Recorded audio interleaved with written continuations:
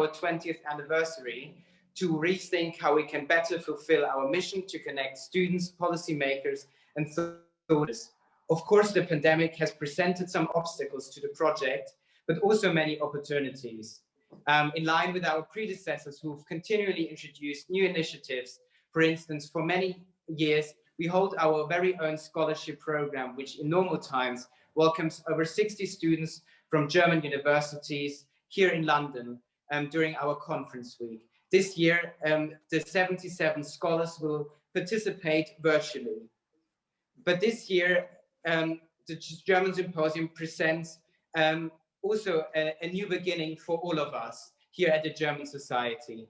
Beyond our traditional one-week conference, we will host 2 events almost every week until the 25th of March to allow for more in-depth discussion and a greater variety of topics to be considered during these weeks. So I encourage you all to stay in touch and join us for further events during the next 2 months.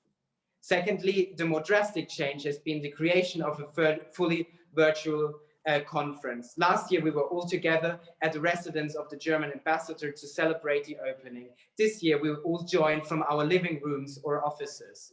For 2 years, we have been planning to provide an online component for our conference to make it more accessible to a wider audience beyond the LSE and beyond London. As in many other areas of business and politics, the pandemic has forced us to accelerate these plans and adapt to the new realities. With, I hope, good success. So far, we have almost 2,000 participants who have registered from Japan in the East to the United States in the West, who will join us during the next few weeks at our very diverse panel discussion and keynote speeches. In light of these new capabilities, our third and central element of this year's symposium is also its more international character, with speakers from Spain, Greece, Italy, Ireland, and most importantly, an unprecedented number of British speakers. On the one side, we want to reflect the broader European and international stage on which central decisions for trade, diplomacy, and environmental protections are made. But on the other side, we also want to emphasize the importance of bringing leaders from both sides of the channel together to discuss and forge a new relationship between the EU and the UK.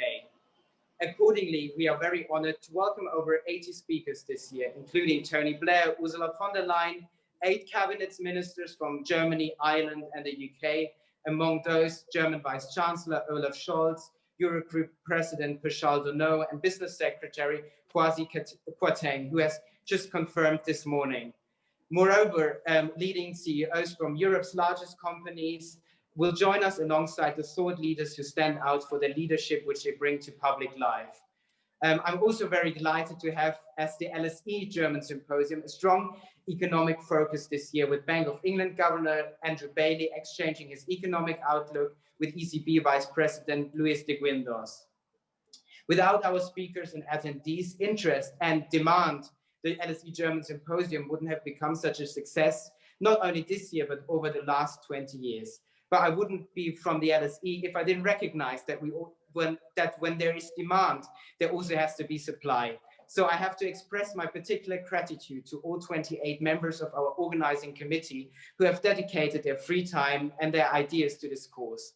I also have to highlight the support of old and new partners, including the German Embassy in London, our sponsors and other organizations, including the British-German Association and our very new partner, the British Chamber of Commerce in Germany. This also brings me to today's event. It has become a tradition for the German ambassador to the UK to open our symposium and provide an impetus for the subsequent days of discussion. So I'm delighted that the newly appointed German ambassador, Andreas Michaelis, has agreed to join us today. So thank you, Mr. Ambassador, for being here this afternoon.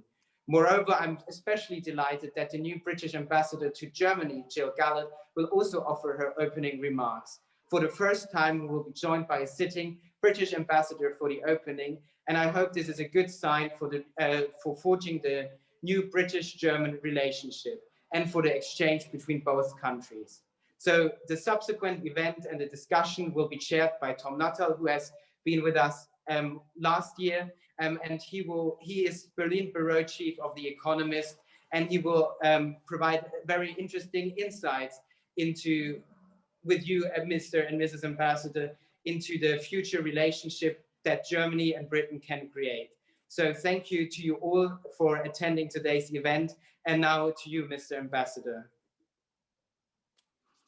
Thank you. Thank you very much. And a big thank you to LSE and the German Society.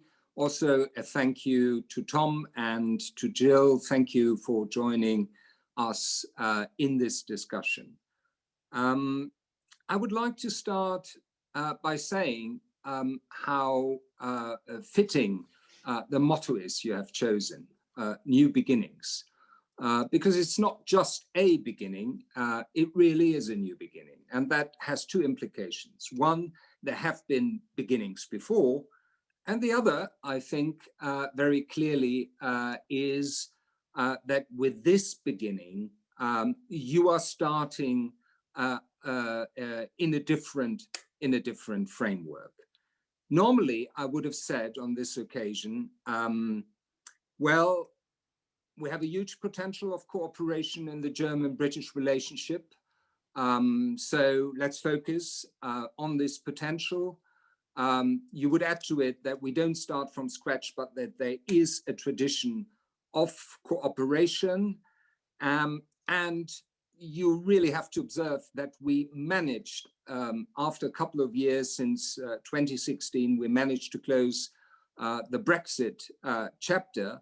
And on top of it, we have not just closed it, we were able to come out of this process with a negotiated agreement, the trade and cooperation agreement. So basically, we find ourselves at a point in time with our new beginning where we can say, tally-ho chums, here we go after win-win. Well, if we look at the stormy weekend many of us could follow, it's a bit more complex. So allow me to dwell for a moment on the nature of that relationship under the new framework conditions.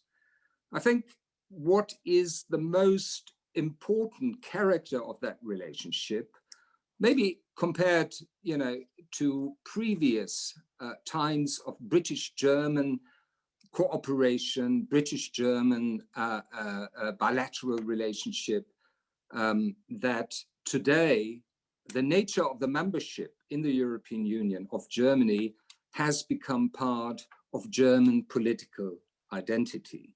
So although we embark on a cooperation at bilateral level now that is a cooperation between Germany and the UK, at the same time, and we could see this on the weekend, it is also about the relationship between the UK and the European Union and Germany's relationship to the European Union as a member for that matter. So the whole question of vaccine distribution, which is a question that was shaped and worked on by the Commission, so by the Brussels institutions, at the same time, when you look at the media on Sunday, when you look at the media of today, I think you can clearly say there is a German perspective to this. We would make a big mistake if we were to develop and focus on the development of this important bilateral relationship, if we forgot that there is a parallel track, which is the European track. To a certain extent, I believe that when you look at the UK, there's also something peculiar, also a kind of double nature. The UK, in a very prominent and important way, by exiting the European Union, has regained sovereignty. But it is not just the sovereignty agenda that is driving it. It's not like sailing a first-rate ship on the open Atlantic. It is rather maneuvering a first-rate ship in port. And that is quite difficult because the UK is so close to Europe, so close to the continent, and in many ways, in positive ways, dependent on the European Union. Why did so many discuss over the weekend the question of availability of vaccines? Simply because in an important way, vaccines were developed and vaccines are produced inside the European Union. So the very nature of the UK, in terms of its closeness to Europe, in terms of being embedded, and also in terms of identity, when you look at values that drive British politics, I think is a very important factor that should not be overlooked either. That takes me to the question, what's the nature of this partnership? What's the nature of the partnership between the UK and Germany when we look at the future?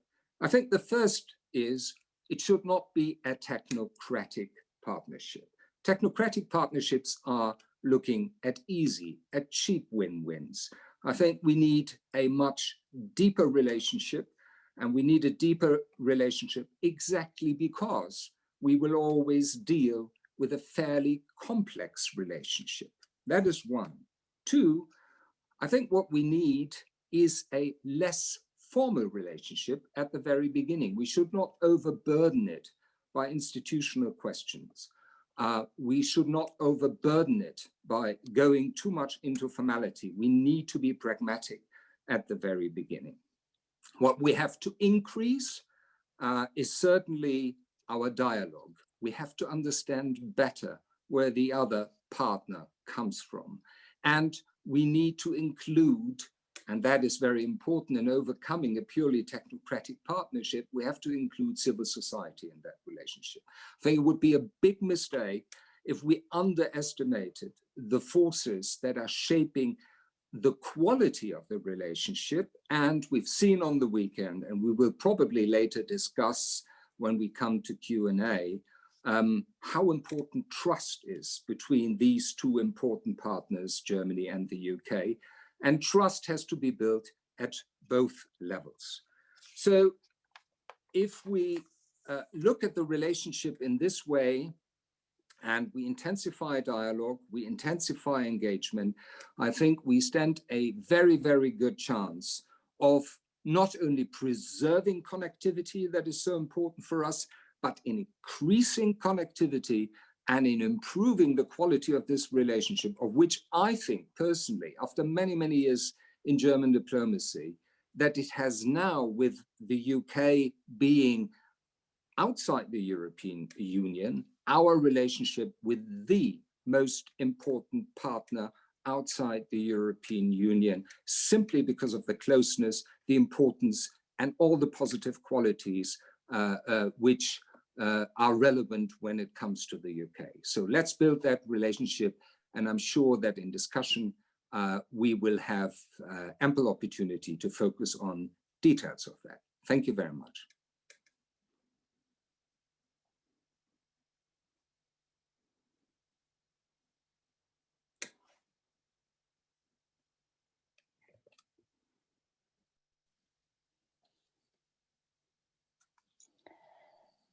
Thanks so much for that, Andreas. And I wanted to come in and say, I really agree with you that New Beginnings is a very fitting title for this session.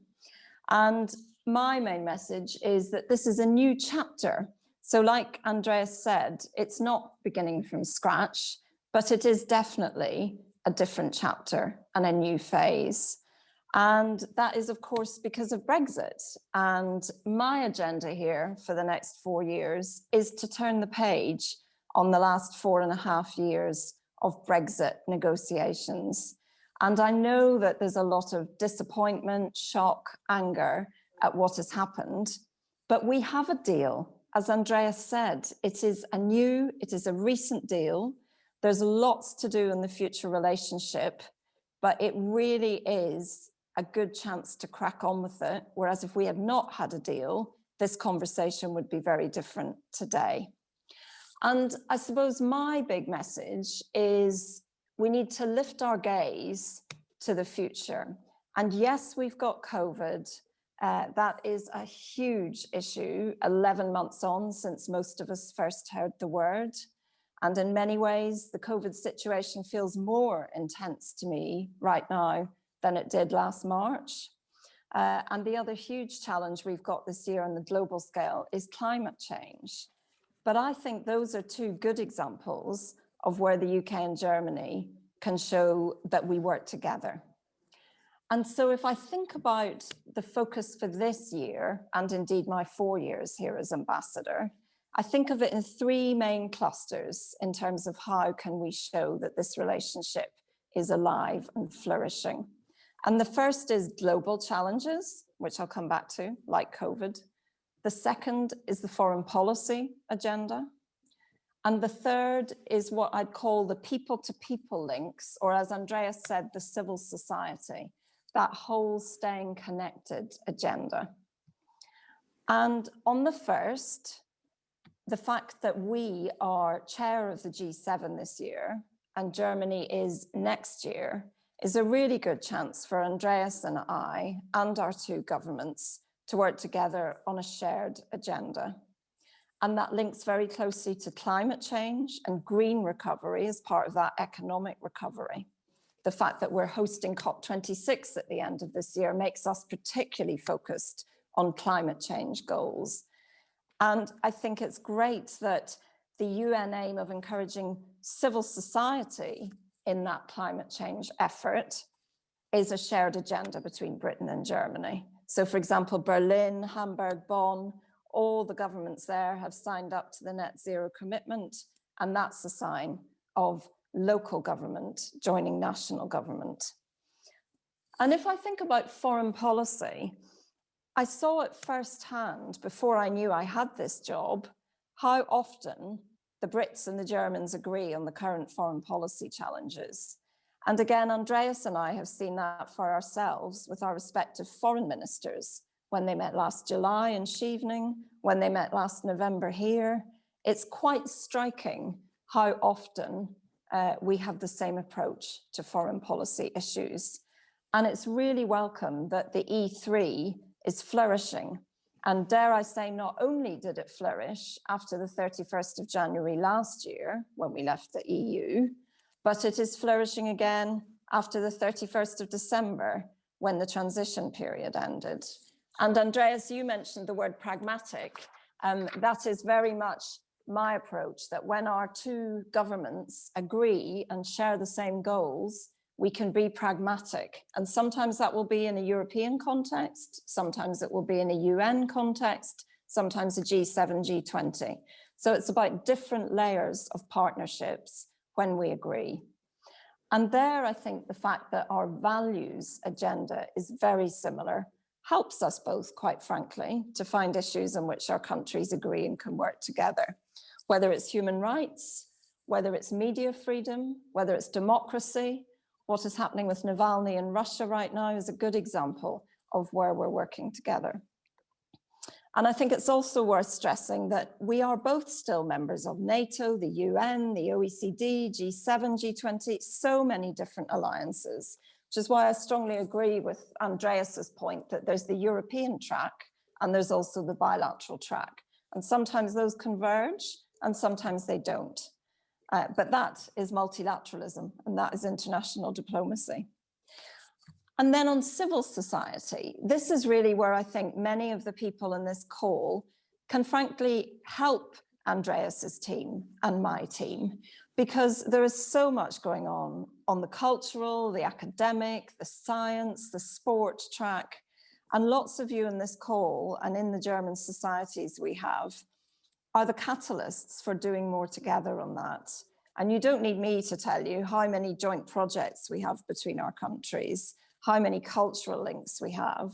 Andreas and I are lucky that we have people like Jürgen Klopp or Neil McGregor or Simon Rattle, all of whom I think are also wonderful ambassadors for our 2 countries.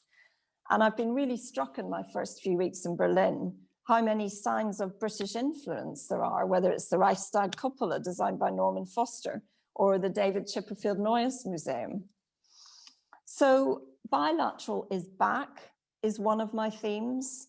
And I don't say that in a sense of excluding the European or the wider multilateral context. And that is why we have more British diplomats here in Berlin than we did before the referendum, because we're conscious that we do need to work harder and we have got more to do. But I end back where I started, really, that I've been very struck in my first couple of months here by how many German politicians, bankers, business people, civil society, senior civil servants all share that desire to work together on these global challenges. And I suppose I'd echo the Prince of Wales on this when he said, "Wir werden immer Freunde, Partner und Verbündete sein." And that doesn't mean that we're always going to agree on everything, but it does mean that we have a good dialogue, and where we have shared interests, we work together on them. So I'll stop there.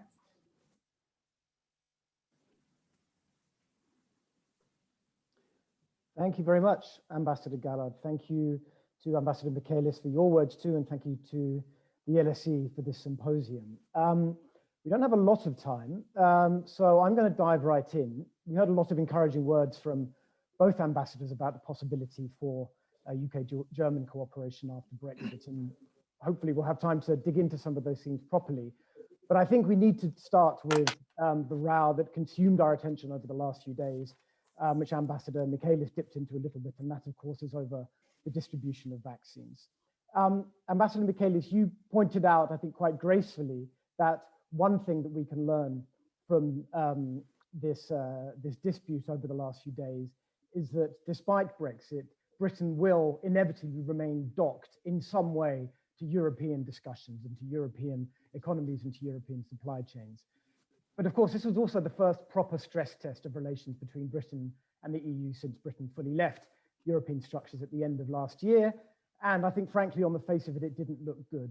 Not only the European Commission's premature decision to trigger Article 16 of the Brexit Treaty, introducing a vaccine border on the island of Ireland, but the power granted to member states to block exports of vaccines outside of the EU, including, of course, to Britain. Now, even if that never happens, it does seem clear that what some hoped would be an instinct for cooperation between the EU and Britain after Brexit has perhaps been eclipsed by something more antagonistic. And you yourself referred specifically to the importance of trust in this relationship, which seems to have been in short supply in the last few days. Is this a bad omen looking forward? Well, I think what we see is you can look at it from two different angles. One way of describing it was your way, Tom, and also some of the words I used in my own introduction. But you could also look at it, and I think that's important, from a completely different angle, from the angle of how was it contained? How did we turn a corner on this? And we did. We did not run into a fundamental problem which we have difficulty to address or to solve. And I think that's very important, because it's difficult to compare always. But take, for instance, the Internal Market Bill. When the Internal Market Bill came up, there was also a lot of screaming, probably. Well, internally in the UK, the opposition was up, and certainly quite substantial screaming on the continent after it was announced in Parliament that, this violates international law, and that in spite of it, the government would push ahead. I think it's interesting to look at how we got out of it, because in the end, probably, with all respect, this was probably one step too far. It sometimes happens. Whatever the reasons why it came up in the whole process, and probably what we've seen on the weekend in a way, because people were looking in the Commission at their own logic, their own agenda, the forces that were pushing them. Also Article 16, I think this is the way most people look at it today on Monday. It was one step too far. However, what we achieved in dialogue under quite a lot of strain, like you said, was that we moved out of it. And I think, given this beginning, that is a reassuring signal. And like I've said, it's not only that we have to build trust, we also have to be able to have a response mechanism in situations like this, where you suddenly see something is being drafted, there were first signals that inside the government machine something is being prepared, and then the noise comes up. And I think very early on, you basically need a very fundamental discussion. And the principle for that, and that is important in the partnership between Germany and the UK and between the European Union and the UK, is that this is about fairness and justice. You know, I think these two principles are the principles we both embrace.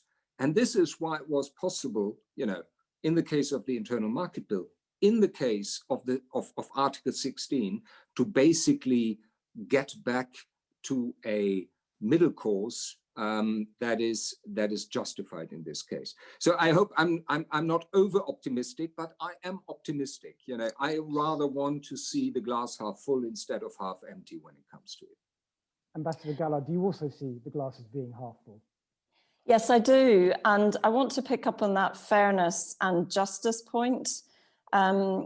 What upset me most about all the coverage and events of the weekend was this rather unedifying spat, if I may put it that way, around Europe. And I think it's just worth noting that the UK and Germany are two of the biggest donors to the COVAX Gavi facility, whereby this is about middle and low income countries getting the vaccine. And I'm not naive about this, but I do think it's worth reminding people dialing in that that is a big issue as well. And like Andreas, I think the fact that British ministers very quickly drew a line under the Article 16 issue on Friday night and accepted that it had happened, but we needed to move on. And this is a global pandemic. We need to work together. No man is an island, and no country is going to recover from this unless neighboring countries also have the vaccines. And so that is frankly what diplomacy is for. And so I think we've come out in a better place, even by Saturday evening, than I dared hope through the dramatic evening of Friday. So I am glass half full, Tom, yes. And just before we move on from vaccines, can I ask, does the British government now consider this matter closed, not only in terms of Article 16, but also that the powers that the Commission has now granted member states to block exports of vaccines and vaccine products? So I don't think anyone can consider the vaccine issue closed until everyone around the world has been vaccinated. So no, it's not closed. We've all got to ensure that we protect our people from COVID and that we protect other countries from COVID. And this is clearly going to take many months. But ministers have been clear that they've drawn a line under the Article 16 issue and that we don't want anyone to retreat into protectionism. And I'd like also to stress the G20 action plan on this is all for transparency and flow of supply. So I hope that's the space that we all move back into. Thanks, Tom. Okay, so now, well, we can draw a line under vaccines for now. And I want to pick up on a theme that was threaded throughout both of your talks, which is on foreign policy. Ambassador Michaelis, you'll forgive me if I talk about institutions briefly. And Britain has now left, of course, the EU structures, Foreign Affairs Council and all the rest of it. The text on foreign policy in the trade agreement agreed at the end of last year on foreign policy is pretty thin. Yet Britain remains, of course, a crucial foreign policy, security and intelligence player. And of course, as Ambassador Gallard mentioned, a member of the E3 along with France and Germany, which is working on restoring the Iran nuclear deal to health and on other matters too. So I wanted to ask both of you actually, is this a model for foreign policy cooperation in future? And if not, what else might we envisage? And maybe I'll start with you, Ambassador Michaelis. Well, I need to pick up where Jill, basically in her introduction, when she touched the aspects of foreign policy, I think what is really important that we are able to use various multilateral fora for our cooperation and ad hoc formats which we have developed over time. Certainly E3 is an ad hoc format first and foremost for addressing aspects of Iran policy. It is not easy to translate the E3 format when it comes to broadening the agenda to include other items. There are, some cases where this is possible, but it's not by itself an instrument which is employed easily. So you will, on each and every occasion, depending on the subject and the geography, I think you have to make a decision and say, you know, this is the format which we would like to use to work on it. There is such a large number of regional conflicts in which either the UK or Germany, and very often the UK and Germany, can contribute in terms of attempts to diffuse or to solve these conflicts. I remember well last year in January, about a year ago, within the so-called Berlin process, we had a conference in the Chancellor's office aimed at solving, you know, the Libya problem. Not solving it is a big word, but certainly diffusing it and moving towards a ceasefire. It was so important to have the support of the UK on this occasion, because the US was not particularly able at that time or willing to contribute. Others like Russia, Turkey were parties in an important way. Others were parties, close to parties engaged in this conflict. But to have a country like the UK that knows the situation very well, that has the expertise and has also, when it comes to aspects of power, the power to contribute to it, I think this was almost an ideal model of cooperation. There are other areas where this counts, Yemen, etc. But like I've said at the beginning, it very much depends on the nature of the conflict, the nature of the question we are dealing with. But as you touch on foreign policy, I just want to highlight two aspects. One, I think, in the time ahead of us, we, Germany and the European Union, will have to refocus on our China policy. And I think it's very, very important to do this together with the UK. And of course, that's the obvious aspect in this, together with the US. And like Jill has said, there are so many questions that are questions of international climate policy, that are dealing with questions of the environment. I think here we see a very, very important profile developing on the part of the UK, which will match an interest when you look at German governments. Tom, you're based in Berlin. We have an election year. I think we can clearly see that whatever government will be voted in September in Germany, after that time, the focus will be on China, the focus will be on climate and ecology, and the focus will be on the transatlantic relationship. So that's a perfect match for the kind of agenda you have to draft for Germany and the UK at the same time, because we are jointly addressing very important concerns when it comes to these questions. But just a very brief follow-up, and then I'll go back to Ambassador Gallard. We do lose something when we lose Britain from institutions. So I think back to, I used to be based in Brussels, and I remember when Angela Merkel worked together very successfully with David Cameron in forging a consensus inside the EU to impose sanctions on Russia after the annexation of Crimea and the invasion of the Donbass. That worked, at least in part, because there were institutional arrangements that made it easier to work, not only for the two countries to work together, but for them to express and impose their will on the rest of the club. We no longer have that ability. Is it going to be possible somehow to replace it via some of the ad hoc measures that you talk about? Well, Tom, there will be a close cooperation on evidence criteria when it comes to sanction regimes, because this was the case in the past. A lot of the evidence that is required when it comes to the concrete implementations of a sanctions regime, there the UK has exceptional expertise, and we could always rely on it. And I'm sure that in the future, this will also be the case. Maybe here we even have an area where you have to admit that the UK can be a little faster with its own sanction instrument, maybe innovative, maybe basically triggering action. It very much depends on the kind of dialogue which we are able to establish.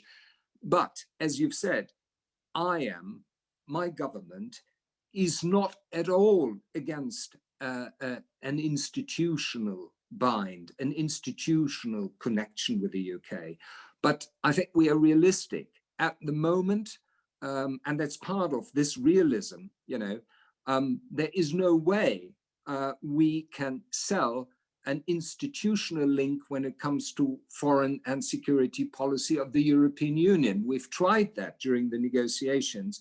So I think what we need to do, we need to cool down a little bit, focus on the cooperation that is possible, and then take it up from there again. Because in the end, we as Germany, a lot of our foreign policy action needs to be put into a European perspective because we are convinced this is the most successful and the right way. If that is the course, we want to pull the UK ahead. Okay. Ambassador Gallard, big ambitions for global Britain. Does that mean a less European Britain? I don't think so, no. And I never see this as a zero-sum game. It goes back to this point about you can't live in a bubble and just have alliances with certain people. And what Andreas was saying about the likely focus of the next German government being China, climate change, transatlantic relations, that applies. And so none of those can be done purely bilaterally. We need to do it with partners on a case-by-case issue. And I just want to pick up on what Andreas was saying about sanctions, because your question, Tom, about institutions and does that mean one side is going to be slower than the other? If we look at Belarus, for example, last autumn, where, yes, the UK was slightly ahead of the EU in imposing sanctions on some members of the regime, but it was only a few weeks until the EU did the same. And if you look at Navalny, what we're doing together there, I think those are two examples of where it may be through different institutions, but we talk to each other and we share information when we have the same common objective. And so I don't believe that you can sum it up as we're going to be less European. It's more about adding a new focus. So Indo-Pacific, for example, where again, I know Germany has published its own Indo-Pacific strategy. So doing more in one region doesn't necessarily have to be at the expense of another. The Navalny case seems instructive to a certain extent. I mean, the recent Foreign Affairs Council, I think it was a week ago, we don't yet have any fresh decisions at EU level responding to what's happened in Russia. Ambassador Gallard, do you see, sorry, you just turned your video off, you're gonna have to turn it back on again.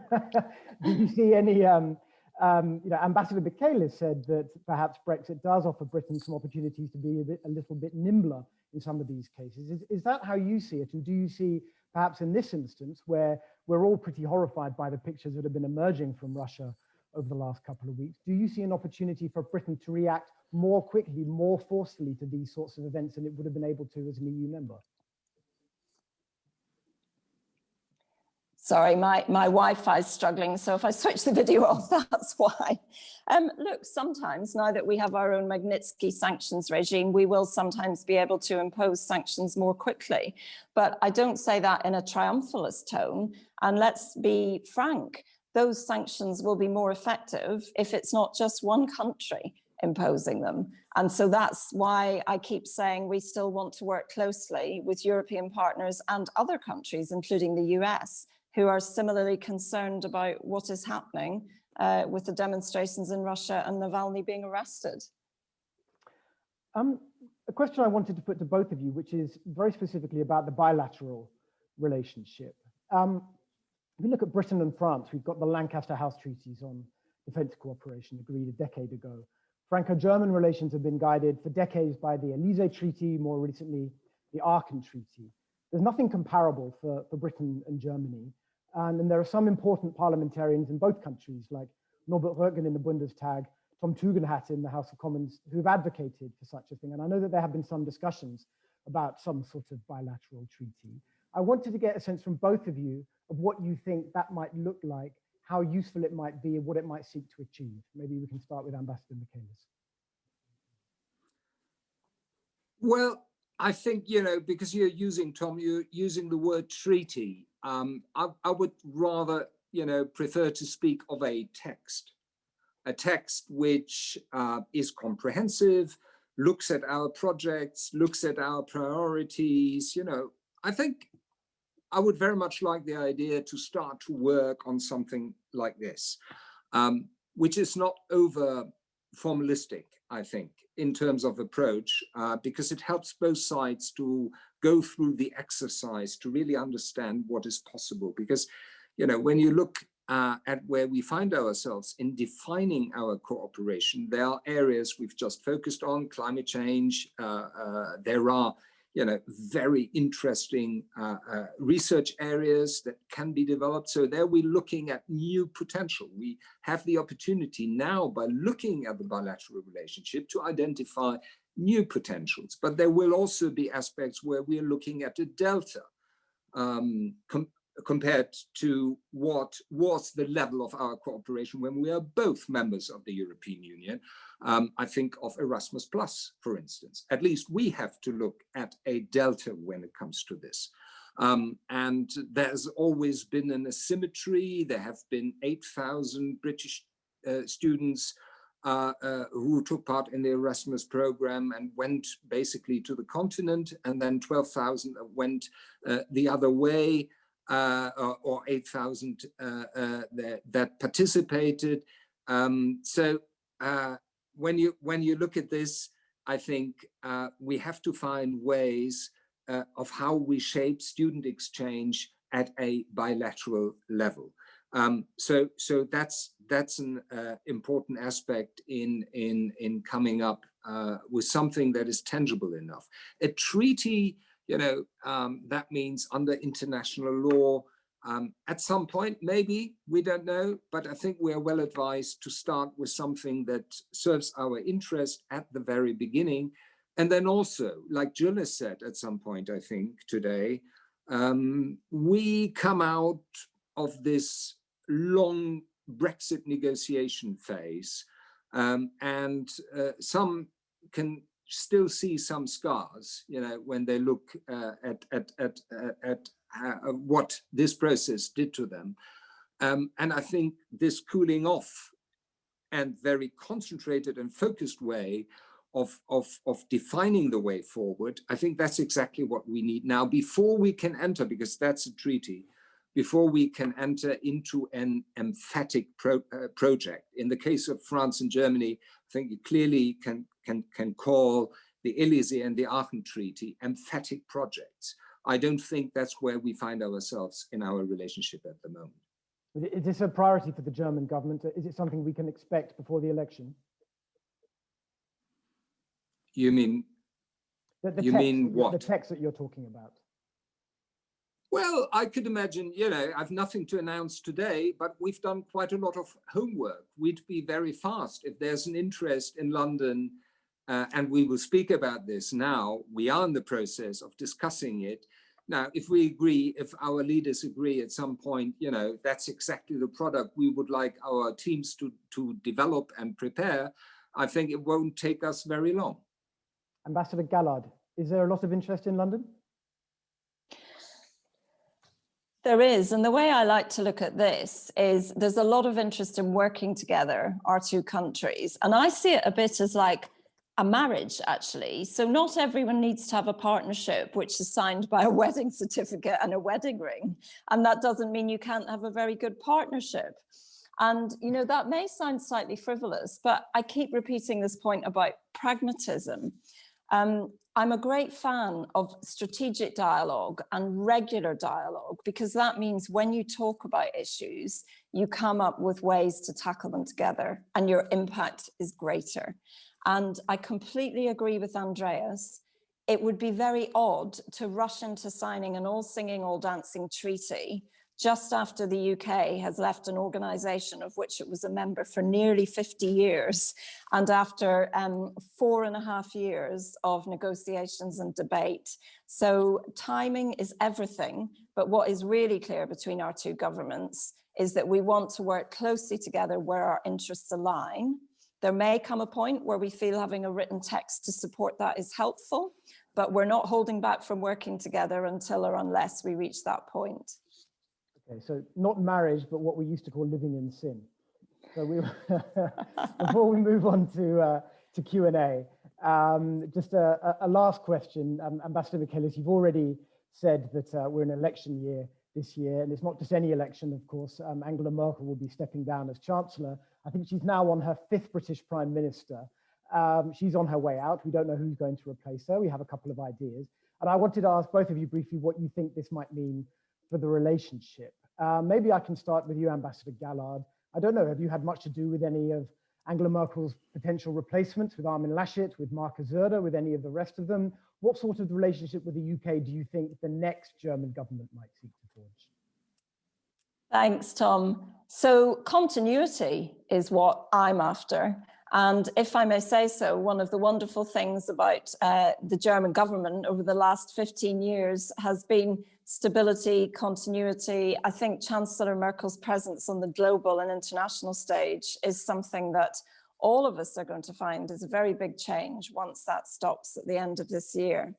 And you would expect an ambassador to say this, but we do work with any government. And I think, as Andreas was saying, the fact that it looks as though climate change, values, economic recovery, transatlantic relations, those are going to be a big theme, whatever government we have here this autumn and whatever nature of the coalition. All of that, I think, bodes really well for ongoing cooperation. And if I may say so, we wouldn't be looking at finding new ways to work together quite as extensively as we are if we thought that there was going to be a dramatic change in the direction of travel of German government priorities. And on a personal note, it's really important to me that my first year here, out of 4 years, is a year where we know there's going to be a different chancellor. We don't know who it's going to be. And that helps us as an embassy and a team to look forward and think about the shape and nature of the next government and priorities. Ambassador Michaelis, I mean, continuity is usually a good bet in German politics. Although when I talk to officials and diplomats in other countries in Europe, I often detect a sense of nervousness about Angela Merkel's imminent departure. How is this being perceived in London? What do you think it might mean for the future relationship? Well, I'm not nervous because there will be a very satisfactory portion of continuity, I'm sure. Because I've just done, I had the privilege of spending a week in Berlin and speaking, basically in Parliament and in ministries to a number of people who are relevant in that regard. And when I look at, let's say, the responsible factors that are relevant for forming a government in Germany after the next elections under the various options, I can only see that we will enjoy the necessary continuity because people understand. There are a lot of questions when I come, they want to understand where is the UK heading. We didn't touch on some of the subjects that are relevant in this regard, the whole future of the Union, of the United Kingdom, the question of policy and elections in May in Scotland, etc. So you can already see people really want to understand where's the UK going to, how serious is the global agenda, where can we hook up? It's very, very important that these questions are being asked, and it's very important that we open the door now as the German government to prepare exactly for the definition of that new beginning in the relation. And we haven't just started to work on it yesterday. We actually started to work on it much earlier on, preparing things, thinking it through among ministries. And the same happened, I think, in parties. But one aspect, I think, is very important because there is, if you look down the road, there is a very, very important moment. There are, of course, like we've just said now, there are elections in Germany in September, but there will be presidential elections in France as well in the first half, during the French presidency of the Council of the European Union, first half of 22. So this time, you will remember the time when there were presidential elections in France and we were lagging behind with our elections, and there was a lot of push coming from Paris to move forward with the European agenda. This time, in a way, will be the other way around. First, you will have a new federal government in Germany, and then you will see presidential elections in France taking place, which are absolutely crucial in terms also of the stability of the European project. So I think many people now in Berlin understand that the question of where we take jointly Europe in the next 4 years after September of this year is absolutely crucial. People are, I think we are self-critical enough, aware of shortcomings. We are aware of necessities, how we respond in the international arena to the challenges we are facing. China is one example. So there is a lot of work to be done on the European level for a next German government.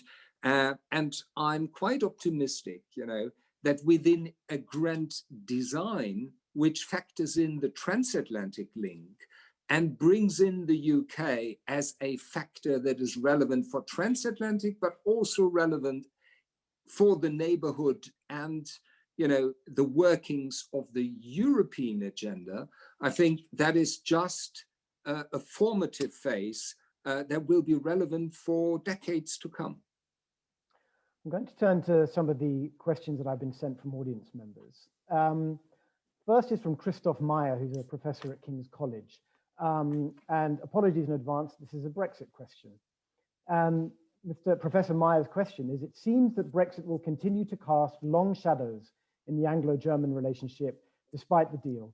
In the UK, many do not just want Brexit to succeed, but the EU to fail. Similarly, in Germany, many do not just want the UK to succeed, but also for Brexit Britain to visibly fail. And I think that that's right. I think that's a correct assessment of how some of the debates in the respective countries have gone. How can we get beyond these arguments? Ambassador Michaelis, let me start with you. Well, very difficult to answer it, with 2 or 3 sentences. But I would say I'm far more level-headed when it comes to this question, because, like I've used the word realism, pragmatism before, I think we clearly understand, and I spoke of closing a chapter at the very beginning. I think it doesn't help us if we dwell on the Brexit emotions continuously. This is not to say that we will succeed in overcoming it simply by understanding that it doesn't help us, but I do believe that we can do this. And a very important, if I use my London perspective, we will never reach a point where we can present the bill, neither side, and really say, look, now we can prove it, Brexit was worth it, or now we can prove it, it was a fundamental mistake. There will be people, everybody has his or her opinion on this, whether it's a mistake or not, and they will do their own calculation. But what we will not be able to do to meet in the arena and agree on the final calculation.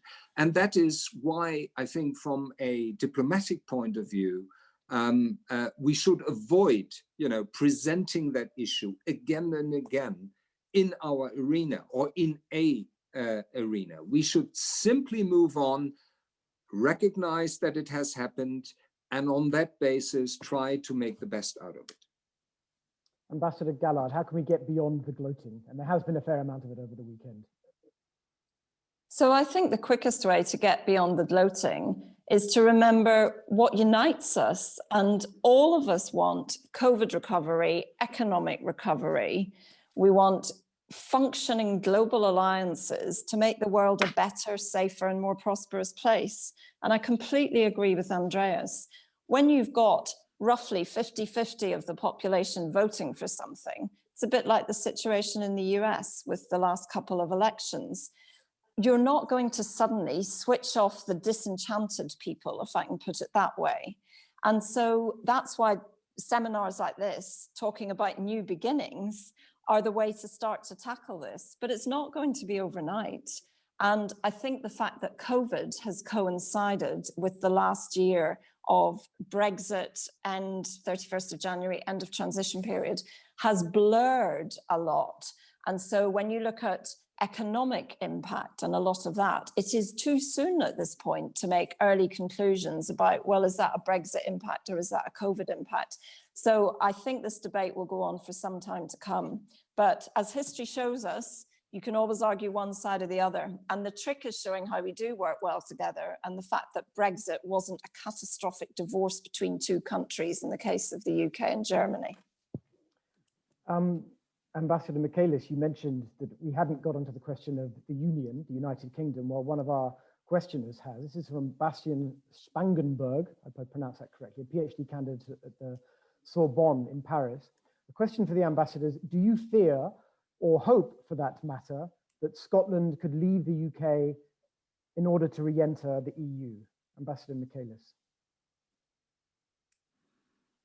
Well, I think it's very clear we could observe that there has been a connection of the, let's say, independence argument and the argument that has to do with rejoining the European Union.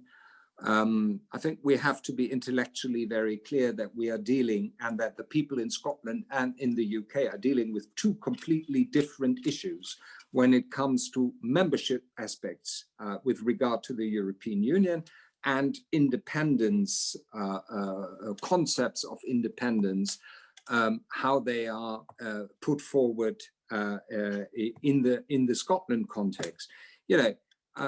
It's really for the UK to discuss these aspects: how much devolution, how much regionalism, and at the end of the day, I think we will be keen observers when it comes to this. But we certainly don't have a preference, except that now we are quite happy to work with the United Kingdom. I think that's basically the platform on which we organize our business.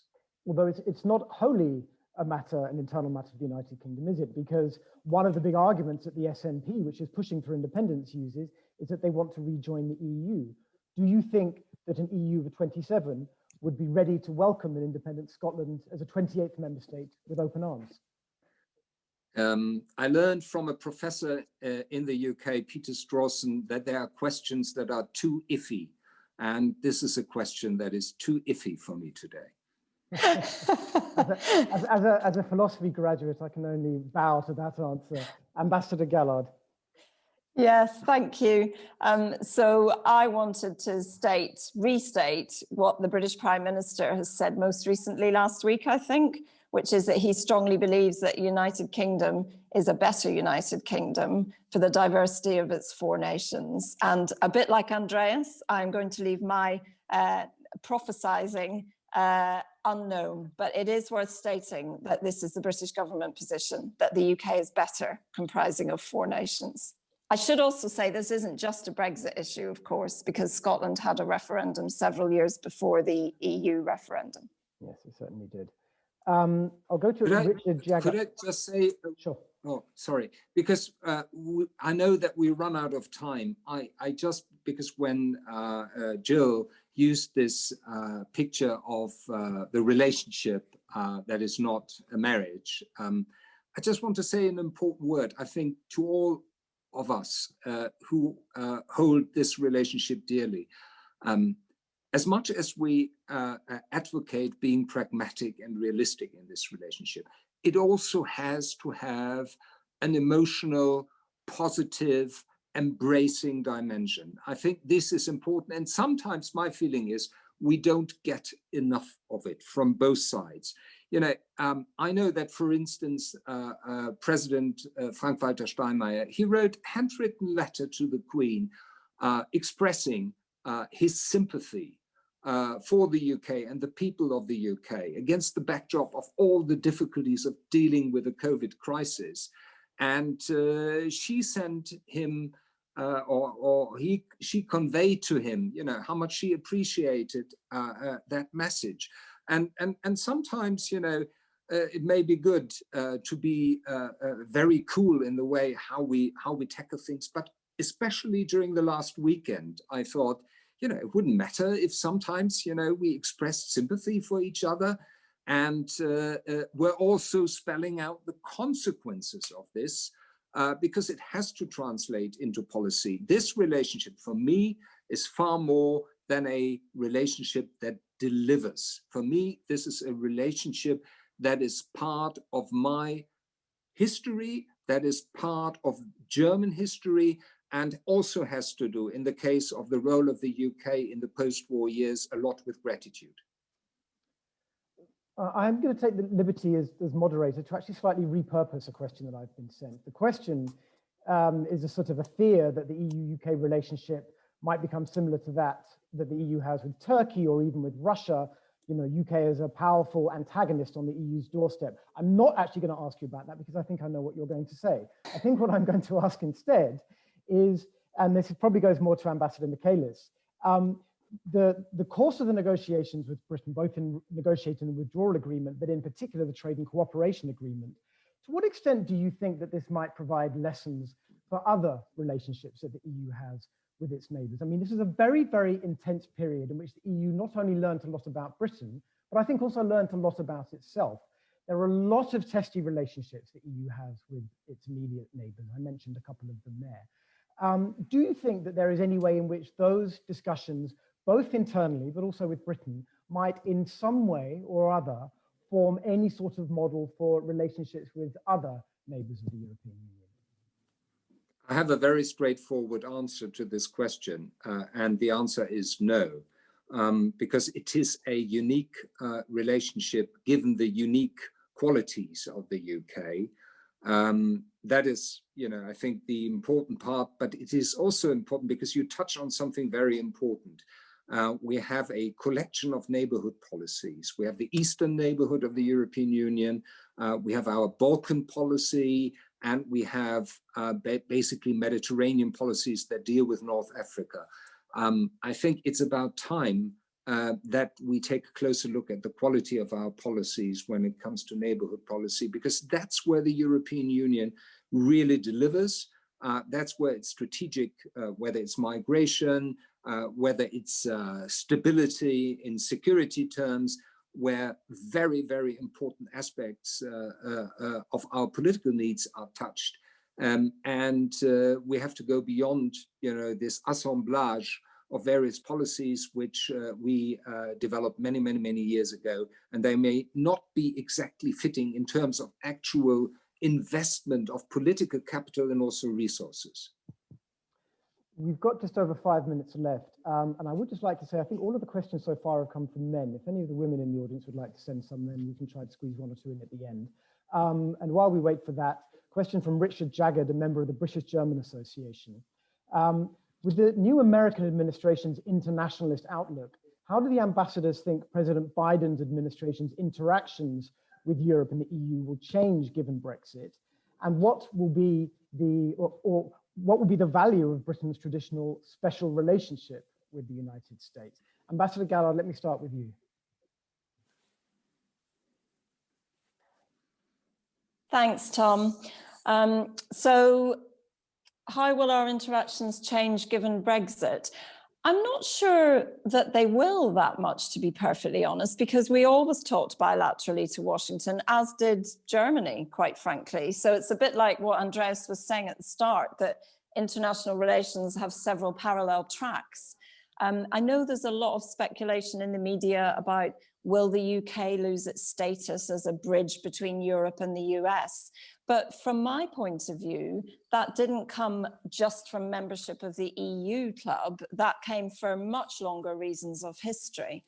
And I have loved to see how the Biden administration has reached out to both Andreas's government and mine in its first week in office. And there are really constructive conversations going on there about the global challenges we face. So I think my answer, Tom, would be the proof will be in the eating of the pudding.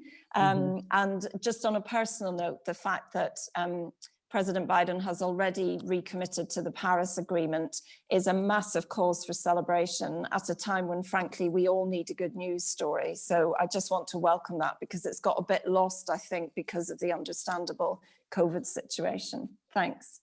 Ambassador Michaelis, our questioner wanted to direct this question to you specifically. Is this a chance for a new golden age in German-US relations? They've been a little bit rocky for the last 4 years, to put it mildly. Well, I'm careful with the term golden age. I really don't know what happens during a golden age. I'm happy to have, you know, a very, very close and productive cooperation between Germany and the US. And I think you could sense recently in the context of the presidential elections in the US, not just a sigh of relief in Berlin and in Germany at large, but also a willingness to look at the shortcomings for which we are responsible in this relationship. I think there's an understanding we need to do more. We need to step up when it comes to actual tangible contributions in the relationship with the US. And I think this is a very good ingredient for the kind of cooperation we would like to see. And there we would stand. I know exactly how the rooms in the State Department or in the FCDO or in the Auswärtige Amt will look like once you get these people back into the rooms to work on issues again, because this hasn't been the case under the Trump administration. But looking at Blinken, looking at the people that have taken over responsibility for foreign policy in the US, I think we both, the UK and Germany, we feel that this is just the best ingredient to move forward. If we were on a different panel, I would ask you about Nord Stream 2, but we're not, so I won't. And instead, I will turn to Juliet Lodge, who's a professor at the University. But you would have asked the question in French, right? Yes, with a terrible American accent. The question from Juliet Lodge, who's a professor at the University of Leeds, who asks, would you agree that informal relationships are also important for the UK within the EU? And how might these be best developed with our closest partners? Historically, Germany helped the UK join the European Economic Community. Now it seems that Britain must appreciate and deepen civil connectivity together with Berlin, as well as at the political level. Ambassador Gallard, maybe we can start, put that question to you. Thank you. So yes, informal relationships within the EU are hugely important. And that's why I always say to my team, in my last job, when I was responsible for European foreign policy, I said, we've got 27 countries to work with bilaterally now. We don't have one meeting in one room in Brussels. So yes, and this goes back to what Andreas and I have both said about case by case, ad hoc shared interests. We're not turning our back on other EU countries and just choosing one or two with whom to work. For me, obviously, Germany is the most important, but it's very important that we have a good relationship with every country in the EU because they are neighbours and we have a lot of shared common interests. Okay, Ambassador Michaelis, some final thoughts because we need to wrap up in a minute. Well, I have basically, I'm very satisfied with this short discussion, I must say, because the focus was clearly on the opportunities, on the potential, on the possibilities.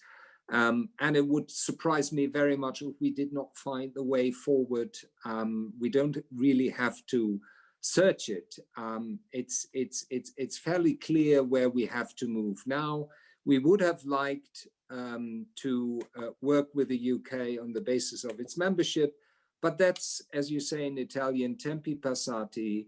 The time, you know, is the time of looking forward, and that's what we concentrate on in our work for the next weeks and months ahead, very clearly. Okay, some positive thoughts to end on. Thank you very much, Ambassador Michaelis, and to Ambassador Gallard. We have another session beginning in 15 minutes with Anja Karliczek, who's Germany's Education and Research Minister, Beyond Brexit, a new chapter in Anglo-German scientific and educational relations. And I'm told that a Zoom link to that event has been posted into the chat function, I guess, with this session. So do join that at 5 o'clock German time, 4 o'clock British time. Thank you very much to our participants, and thanks very much to the audience. Thanks, Tom.